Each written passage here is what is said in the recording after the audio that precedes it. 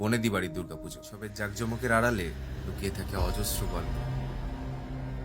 আর আমরা যারা এই শহরের বুকে ক্যামেরা খাতে ঘুরে বেড়াই সেই গল্পের সন্ধানে, তাদের কাছে দুর্গাপুজোর এই দিকটা কিন্তু বেশ আকর্ষণীয়। আর সেরকমই এক বাড়ির গল্প নিয়ে আসছি আমরা এই মহালয়ায়, যেখানে পরতে পরতে ইটের ভাঁজে ফুটে উঠবে ঐতিহ্যের কাহিনী, উন্মোচিত হবে বিশ্বাসের উত্তরাধিকার।